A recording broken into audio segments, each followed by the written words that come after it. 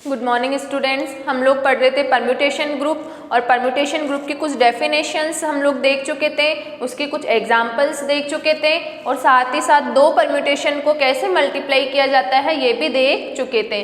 Previous class में हम लोग पढ़ रहे थे परम्यूटेशन ग्रुप, तो आज हम पढ़ेंगे कि परम्यूटेशन ग्रुप क्या होता है। परम्यूटेशन ग्रुप क्रमचय समूह है। हम लोगों ने क्या देखा था, let A be a finite set then the set of all permutations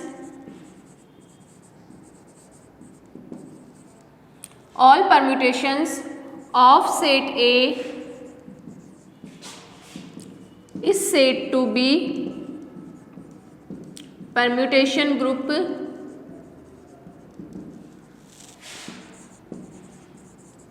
for multiplication of permutation।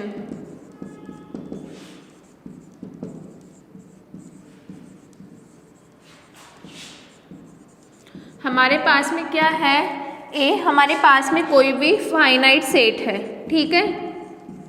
अब हमें इसकी ऑर्डर हमने कंसीडर कर ली कि ए की ऑर्डर हमारे पास में एन है, तब हमने इस ए के हमने कितने एन फैक्टोरियल परम्यूटेशंस बनेंगे।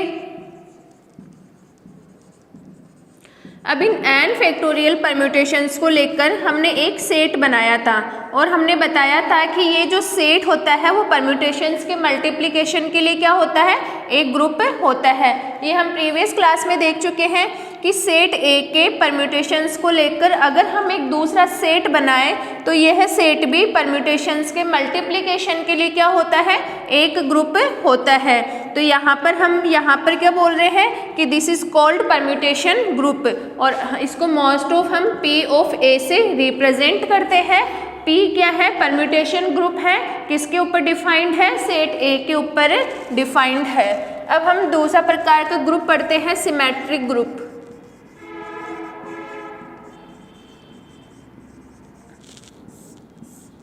आपको पता है इसे, यहाँ पर ऑर्डर ऑफ पी ए कितना होगा, एन फैक्टोरियल, क्योंकि पी ए के अंदर टोटल परम्यूटेशंस कितने होंगे, एन फैक्टोरियल होंगे। तो सिमेट्रिक ग्रुप किसे कहते हैं, let A be a set of natural numbers. हमारे पास में ए क्या है, सेट है नेचुरल नंबर्स का, अर्थात आप ए को इस प्रकार डिफाइन कर सकते हो 1 2 3 up to n. Then the permutation group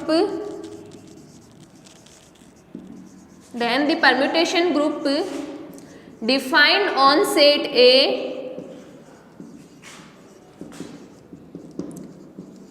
is said to be symmetric group of degree n. यहाँ पर क्या होगा, डिग्री एन होगा।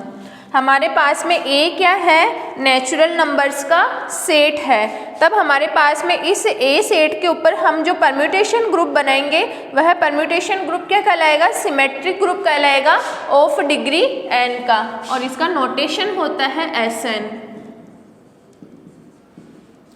इसके लिए एग्जाम्पल लेते हैं हम, S3 सिमेट्रिक ग्रुप का एग्जाम्पल लेते हैं। हमारे पास में ए सेट है 1 2 और 3, इसके कितने परम्यूटेशंस बनेंगे, 1 2 3 1 2 3 1 2 3 1 3 2, इसके टोटल हमारे पास में 6 परम्यूटेशंस बनेंगे।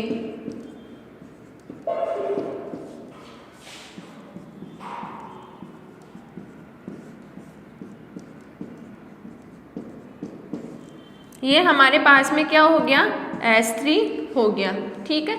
और हमें पता है ही सही कि जो हमारा S3 सिमेट्रिक ग्रुप है ऑफ डिग्री एन, इसकी डिग्री कितनी है, एन होगी। इस S3 की डिग्री कितनी है, यहाँ पर 3 है, बट इसकी जो ऑर्डर होगी ना S3 की, इस S3 की ऑर्डर तो होगी यहाँ पे 3 फैक्टोरियल बराबर के 6 होगी। ऑर्डर का मतलब है कि इस ग्रुप में कितने एलिमेंट है, बट इस सिमेट्रिक ग्रुप की जो यहाँ पर डिग्री होगी ना, वो डिग्री कितनी होगी, यहाँ पर इस सिमेट्रिक ग्रुप की डिग्री होगी 3, ठीक है। और इसकी ऑर्डर कितनी होगी यहाँ पर 3 फैक्टोरियल बराबर के 6।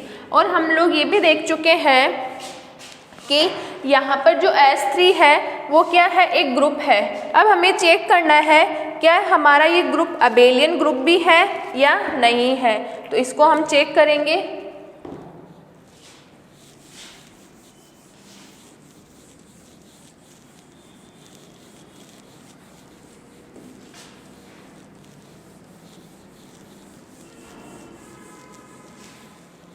इसके लिए हम क्या करते हैं, हमारे पास में जो S3 के एलिमेंट है इनको कोई नाम दे दो, ठीक है।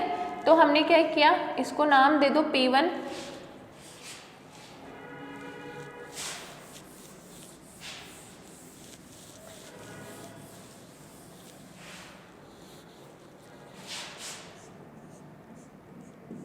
P1 इक्वल्स टू है 1 2 3 1 2 3।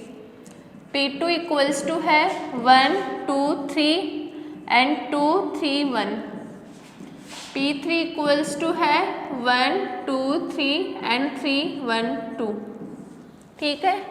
और μ1 इक्वल्स टू है 1 2 3 1 3 2। μ2 इक्वल्स टू है 1 2 3 2 1 3 एंड μ3 इक्वल्स टू है 1 2 3 एंड 3 2 1। ये हमने S3 के एलिमेंट को नाम दे दिया है। अब हम क्या करेंगे, इसके लिए संक्रिया सारणी बनाते हैं। वैसे तो अगर हमें तो पता है ही सही कि कोई भी ये सिमेट्रिक ग्रुप है, इट मीन्स ये ग्रुप की सारी प्रॉपर्टीज़ को होल्ड करता है। ये क्लोजर भी होगा, एसोसिएटिविटी को भी होगा, इसमें आइडेंटिटी एलिमेंट ये हो गया, और प्रत्येक एलिमेंट का इन्वर्स एलिमेंट भी होगा। तो हम जब इसकी टेबल बनाते हैं P1 P2 P3 μ1 μ2 और μ3, ठीक है। और इधर हम देखते हैं P1 P2 P3 μ1 μ2 और μ3। यह हमारे पास में हमको अब ये टेबल पूरी कंप्लीट करनी है, ठीक है। अब टेबल कैसे कंप्लीट करनी है, P1 को P1 से मल्टीप्लाई करना है। तो यहाँ पर P1 क्या है, आइडेंटिटी है। आइडेंटिटी को आइडेंटिटी से करोगे तो क्या मिलेगा, आइडेंटिटी मिलेगा। आइडेंटिटी को इन सबसे करोगे तो आपको वापस यही एलिमेंट मिलेंगे। P2 को P1 से करने पर P2 मिलेगा, ठीक है। अब P2 को आप P2 से कर रहे हो, 1 2 3 2 3 1 1 2 3 2 3 1। दो क्रमचय का या दो परम्यूटेशंस का प्रोडक्ट कैसे करते थे हम लोग, इस फर्स्ट रो को ये वाली रो बना दो, 2 के संगत 3 3 के संगत 1 और 1 के संगत 2, और इसको एज इट इज लिखते थे। तो हमको मिलता था 1 2 3 और यहाँ से मिलता था 3 1 2। तो 1 2 3 3 1 2 किसके इक्वल है, P3 के इक्वल है, ठीक है। इस प्रकार से आपको ये पूरी की पूरी टेबल बनानी है और फिर आपको चेक करना है क्या यहाँ पर जितने भी सारे एलिमेंट आते हैं वो सारे एलिमेंट S3 के हैं, S3 के ही होंगे, क्योंकि हम देख चुके हैं कि ये क्या एक ग्रुप है तो क्लोजर प्रॉपर्टी को भी होल्ड करेगा। तो यहाँ पर आपको जितने भी एलिमेंट मिलेंगे, सारे के सारे एलिमेंट वो कहाँ से आएंगे, इस सेट S3 से ही आएंगे। इसके बाद में परम्यूटेशंस का जो मल्टीप्लिकेशन होता है वो एसोसिएटिविटी प्रॉपर्टी को तो होल्ड करता ही है, और यहाँ पर हमारा P1 जो है वो आइडेंटिटी परम्यूटेशन हो गया। और आपको प्रत्येक एलिमेंट का प्रत्येक, और हमको पता है कि किसी कोई भी हमारे पास में परम्यूटेशन है, उस परम्यूटेशन का इन्वर्स परम्यूटेशन क्या होता है, उन दोनों रो को आपस में इंटरचेंज कर दो। जैसे कि हमारे पास में P2 का इन्वर्स निकालना है हमको, ठीक है। तो P2 का इन्वर्स क्या हो जाएगा, 2 3 1 और 1 2 3। अगर हम इसको वापस ऊपर एक ही फॉर्म में लिखें, 1 2 3, 1 के संगत 3, 2 के संगत 1 और 3 के संगत 2, तो 1 2 3 3 1 2 मतलब P2 का इन्वर्स किसके इक्वल हो गया, P3 के इक्वल हो गया। ये हम यहाँ पर कैसे निकाल रहे हैं, ये हमने इसको नोटेशन दिया है P2, हमें इसका इन्वर्स परम्यूटेशन निकालना है। इसका इन्वर्स परम्यूटेशन कैसे निकालते हैं, इन दोनों रो को आपस में इंटरचेंज कर दो। आपने इंटरचेंज किया 2 2 3 1, P2 इन्वर्स निकालना है हमको, तो यहाँ पर 1 3 2 था, 1 3 2,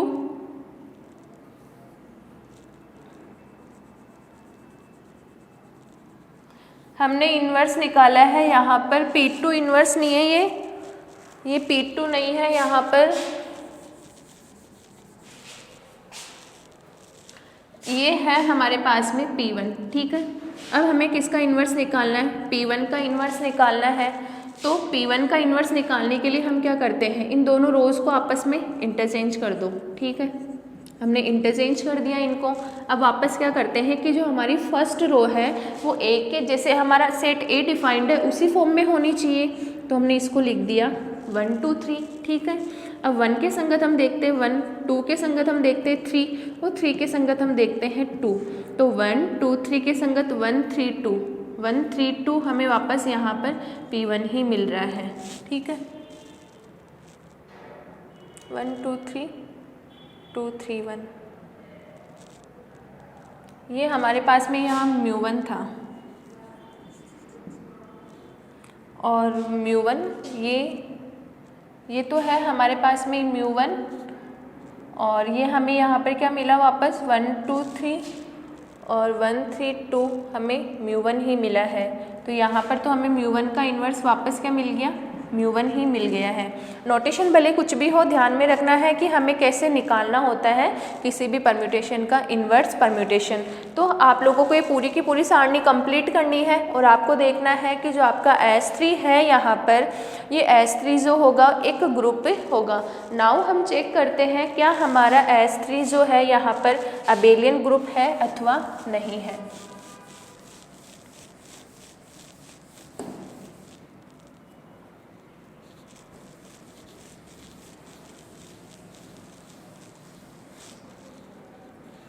इसको चेक करने के लिए हम क्या करते हैं, हमने ले लिया P2 और μ1 ले लिया। P2 का नोटेशन ये है, μ1 का नोटेशन ये है। P2 को हम कैसे लिखेंगे 1 2 3 2 3 1 और μ1 को लिखेंगे 1 2 3 और 1 3 2, ठीक है।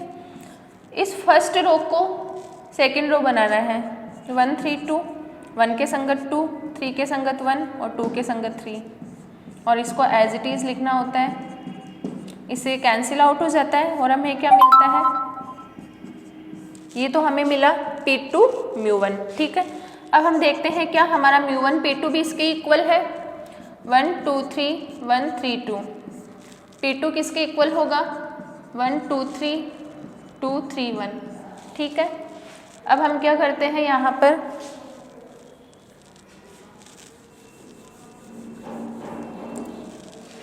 सेम इसके फर्स्ट रो को सेकंड रो बना दो, 2 3 1, 2 के संगत 3, 3 का 2 और 1 का 1, और यहाँ पर ये एज इट इज़ रहेगा।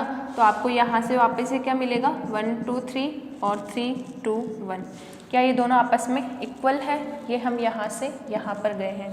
हमारे पास में P2 और μ1 को जब हमने मल्टीप्लाई किया तब हमको ये वाला परम्यूटेशन मिला। जब हमने μ1 P2 को इस प्रकार से मल्टीप्लाई किया तब हमको ये वाला परम्यूटेशन मिला। ये दोनों आपस में इक्वल नहीं है, इट मीन्स हमारे पास में जो S3 है ये ग्रुप तो होगा बट एक नॉन अबेलियन ग्रुप पे होगा। तो हमारे पास में S3 is finite non abelian group of order 6। आपके पास में जो यहाँ पर S3 है वो फाइनाइट ग्रुप है, साथ ही साथ कैसा ग्रुप है, नॉन अबेलियन ग्रुप है, जो कि आपके पास में S3 फर्स्ट सिमेट्रिक ग्रुप है और ये ग्रुप जो है आपका बहुत इंपॉर्टेंट ग्रुप है। तो ध्यान रखना S3 finite group but this is non abelian group of order 6, ठीक है। ये हमारे पास में हो गया, परम्यूटेशंस ग्रुप देख लिए हमने और सिमेट्रिक ग्रुप भी देख लिया। नाउ अब हम देखते हैं साइक्लिक परम्यूटेशंस क्या होते हैं।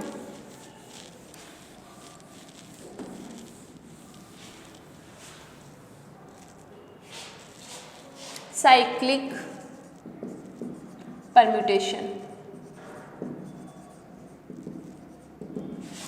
चक्रीय क्रमचय, या फिर हम इन क्रमचय जो चक्रीय क्रमचय होते हैं, जो साइक्लिक परम्यूटेशंस होते हैं, उनको हम शॉर्ट फॉर्म में चक्र या फिर साइकिल भी बोलते हैं। तो a permutation sigma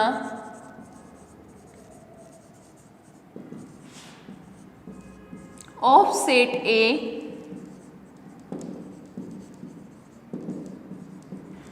is said to be cyclic permutation if there exists a finite subset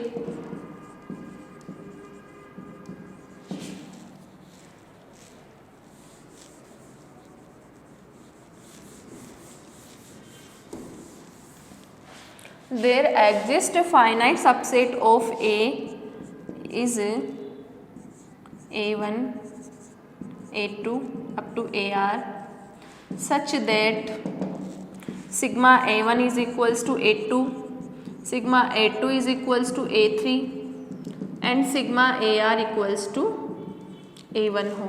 ठीक है, हमारे पास में क्या है, A हमारे पास में कोई भी एक सेट है, A हमारे पास में कोई भी एक सेट है। इस सेट A के ऊपर हम परम्यूटेशंस डिफाइंड कर सकते हैं।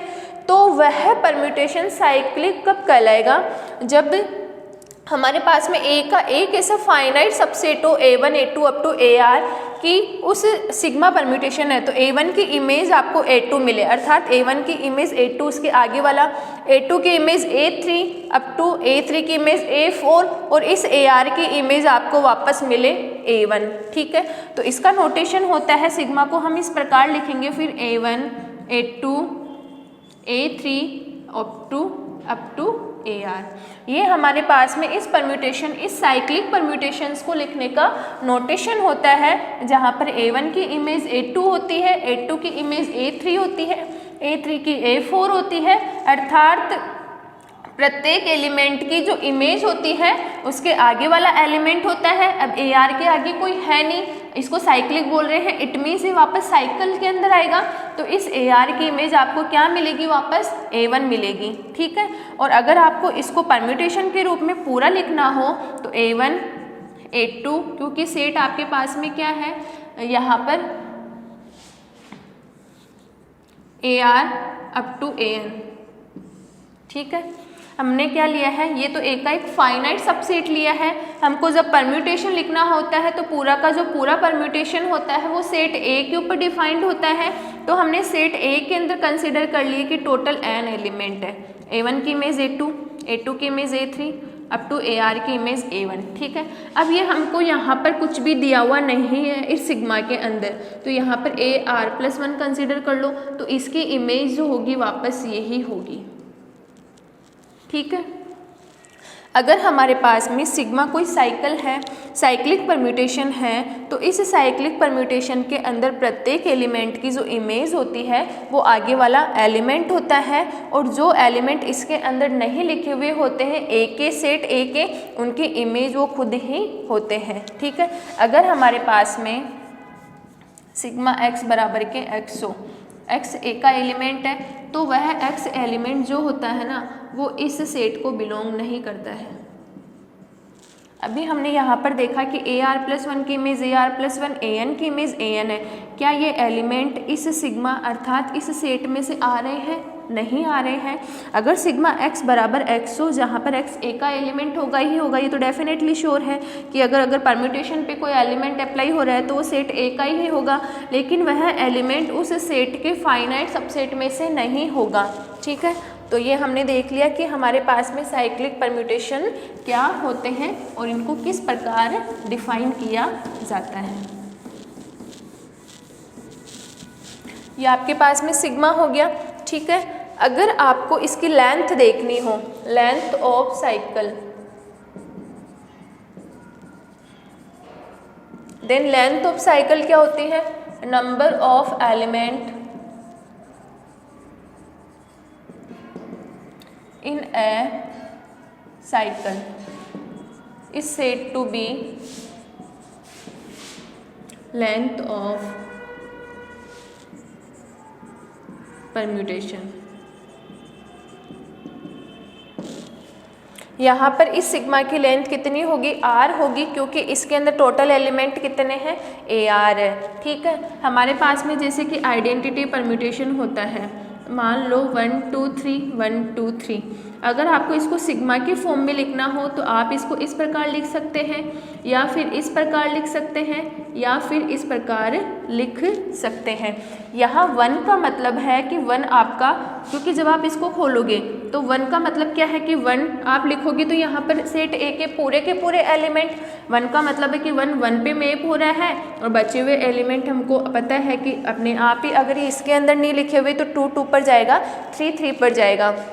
सिमिलरली जब आप ये वाला नोटेशन लिखते हो, इट मीन्स 2 2 पर जा रहा है, बचे हुए एलिमेंट की इमेज वो खुद होते हैं। 3 का मतलब है 3 3 पर जा रहा है, बचे हुए एलिमेंट की वो इमेज स्वयं होते हैं।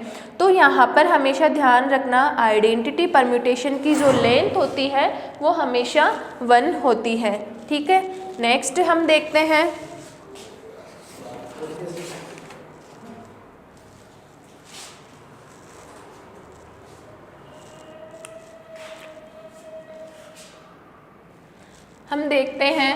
क्या 2 साइकिल है हमारे पास में, उनका जो प्रोडक्ट है वो कम्यूटेटिव होता है अथवा नहीं होता है। इसके लिए हम एग्जाम्पल लेते हैं।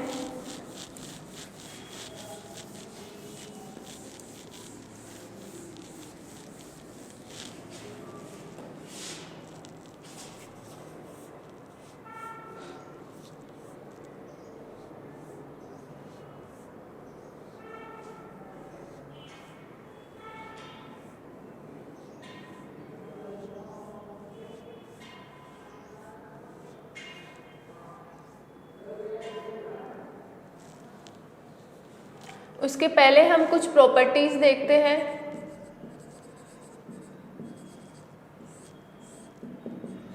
कोई भी साइक्लिक ग्रुप है, साइक्लिक परम्यूटेशन है, अगर आप इसको सिग्मा के फॉर्म में 1 2 3 लिख रहे हो तो आप इसको इस प्रकार भी लिख सकते हो 2 3 1, या फिर 3 1 2, इस प्रकार भी आप इसे लिख सकते हो। नेक्स्ट हम देखते हैं ऑर्डर ऑफ साइकिल। साइकिल यहाँ पर क्या है, एक परम्यूटेशन है। मान लो आपके पास में Sn जो है, Sn क्या है, आपके पास में परम्यूटेशन ग्रुप है। इसको आप या चाहो तो Pa से भी डिनोट कर सकते हो, SA मान लो, या फिर इसको Pa कंसिडर कर लो। Pa आपके पास में एक परम्यूटेशन ग्रुप है।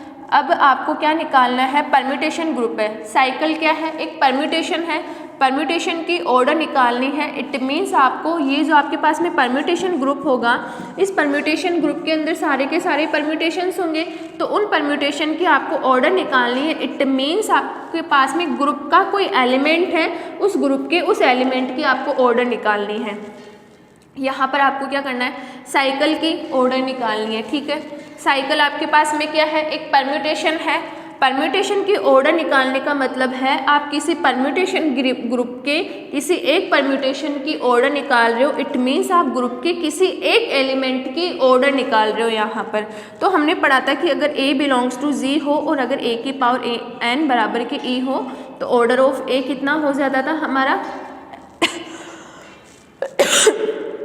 n हो जाता था यहाँ पर। तो अगर मान लो सिग्मा इज साइकिल, ठीक है, अगर मेरे पास में सिग्मा की पावर n क्या मिल जाए, मुझे आइडेंटिटी परम्यूटेशन मिल जाता है, तो यहाँ पर जो ऑर्डर ऑफ सिग्मा होगा ना वो कितना हो जाएगा, n हो जाएगा। तो इसके लिए अब हम इसको किस प्रकार डिफाइन करते हैं, x। तो जब हमको चेक करना होगा कि सिग्मा की ऑर्डर कितनी है, उसके लिए हमें देखना होगा कि उस सिग्मा के प्रत्येक एलिमेंट की कौन सी ऑर्डर पर हमें वापस वही एलिमेंट मिल रहा है। ठीक है, तो इसके लिए हम एग्जांपल लेते हैं 2 4 5 6। सिग्मा इक्वल्स टू है हमारे पास में 2 4 5 6। हम इसको इस परम्यूटेशन को एक साइकिल के फॉर्म में लिख रहे हैं। इसका मतलब है 2 की इमेज 4, 4 की इमेज 5, 5 की इमेज 6, 6 की इमेज 2 और कौन कौन से एलिमेंट बचे 1 और 3, क्योंकि सिग्मा इक्वल्स टू 2 4 5 6 का मतलब है कि आपके पास में S6 को बिलोंग करता है, सिमेट्रिक ग्रुप ऑफ डिग्री 6 को बिलोंग करता है, क्योंकि इसके अंदर 6 भी आ रहा है। और सिंपल सी बात है कि ये आपका जो होगा 1 से तो स्टार्ट होगा ही होगा कोई भी सेट जो होगा, ठीक है। अब नाउ हम चेक करते हैं प्रत्येक एलिमेंट के लिए उसके ऑर्डर। सिग्मा 2 कितना है 4, सिग्मा स्क्वायर 2 का मतलब होता है सिग्मा ऑफ सिग्मा 2, तो सिग्मा 2 4 और सिग्मा 4 कितना है 5। नाउ सिग्मा क्यूब 2 के लिए हम 5 की इमेज देखेंगे 6 और सिग्मा 4 2 के लिए हम 6 की इमेज देखेंगे 2, तो ऑर्डर ऑफ 2 यहाँ पर कितना है 4 हो गया। सिमिलरली जब आप इन सबको चेक करोगे तब यहाँ पर सिग्मा की पावर 4 4 करने पर आपको 4 मिलेगा, सिग्मा की पावर 4 5 करने पर आपको 5 मिलेगा और सिग्मा 4 6 करने पर आपको 6 मिलेगा।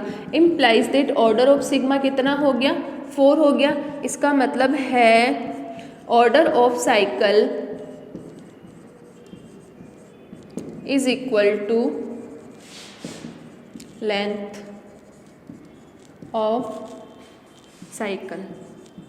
तो यहाँ पर हमारे पास में जो साइक्लिक ग्रुप है, सॉरी साइक्लिक परम्यूटेशन है, इस साइक्लिक परम्यूटेशन की जो ऑर्डर होगी वो उसकी लेंथ के ही इक्वल होती है, ठीक है। ये हमारे पास में हो गया, इसकी कुछ प्रॉपर्टीज हो गई और ऑर्डर ऑफ ए साइकिल हो गया। नेक्स्ट हम देखते हैं इनवर्स ऑफ ए साइकिल।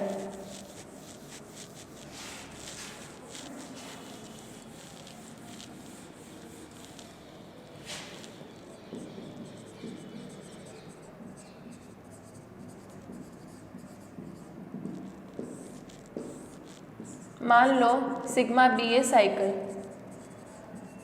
और सिग्मा को आप लिख रहे हो यहाँ पर 2 4 5 6, तो सिग्मा इन्वर्स ध्यान रखना आपको इन एलिमेंट को उल्टे क्रम में लिखना है 6 5 4 2, और आप इसको इस प्रकार भी लिख सकते हैं 2 6 5 4, अर्थात 2 4 5 6 है तो आप यहाँ से स्टार्ट करोगे 6 5 4 2, और जब ये जो साइकिल है इस साइकिल को हम किसी भी फॉर्म में लिख सकते हैं। अगर आप 2 से स्टार्ट करोगे तो 2 6 5 एंड 4, तो अगर यहाँ से डायरेक्ट यहाँ पे पहुँचना हो फर्स्ट एलिमेंट को एज इट इज़ रखो और इन तीनों को आपस में इंटरचेंज कर दो। ये हमारे पास में क्या हो जाता है इन्वर्स ऑफ साइकिल हो जाता है। नेक्स्ट हम देखते हैं डिसजॉइंट साइकिल।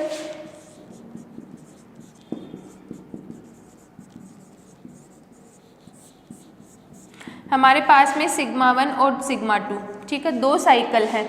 दो साइकिल हमारे पास में डिसजॉइंट कब कहलाते हैं, यदि इनके नोटेशन के अंदर एक भी एलिमेंट कॉमन नहीं हो। जैसे कि आपके पास में सेट है 1 2 3 4 5 एंड 6, अगर सिग्मा 1 ले लिया आपने 1 4 एंड 5 और सिग्मा 2 ले लिया आपने 1 2 और 3, तो हम देख रहे हैं कि सिग्मा 1 साइकिल है, सिग्मा 2 भी एक साइकिल है, हमने इसको एक साइकिल बना दिया यहाँ पर। तो सिग्मा 1 और सिग्मा 2 इन दोनों के नोटेशन के अंदर हम देख रहे हैं एक भी एलिमेंट कॉमन नहीं होना चाहिए यहाँ पर, तो यहाँ पर 6 ले लो। अगर सिग्मा 1 और सिग्मा 2 इन दोनों साइकिल के नोटेशन में अगर एक भी एलिमेंट कॉमन नहीं होता है तो दोनों के दोनों साइकिल हमारे पास में क्या कहलाते हैं, डिसजॉइंट साइकिल कहलाते हैं। और ध्यान में रखना जो डिसजॉइंट साइकिल होते हैं इनका जो प्रोडक्ट होता है वो हमेशा कम्यूटेटिव होता है। अभी हमने पहले देखा था कि दो परम्यूटेशन जो S3 था उस S3 के अंदर दो परम्यूटेशन का प्रोडक्ट वहाँ पे कम्यूटेटिव नहीं था। अब नाउ आपको चेक करना है क्या हमारे पास में जो डिसजॉइंट साइकिल है उनका जो प्रोडक्ट होता है वो हमेशा कम्यूटेटिव होता है अथवा नहीं होता है। तो इसको पहले आप लोग खुद घर पे ट्राई करना, कोई भी सेट A लेना, उसके दो डिसजॉइंट साइकिल बनाना और उन डिसजॉइंट साइकिल को आपस में मल्टीप्लाई करके देखना क्या उन दोनों का प्रोडक्ट कम्यूटेटिव होता है अथवा नहीं होता है। ये हम कल की क्लास में देखेंगे। Okay, thank you so much.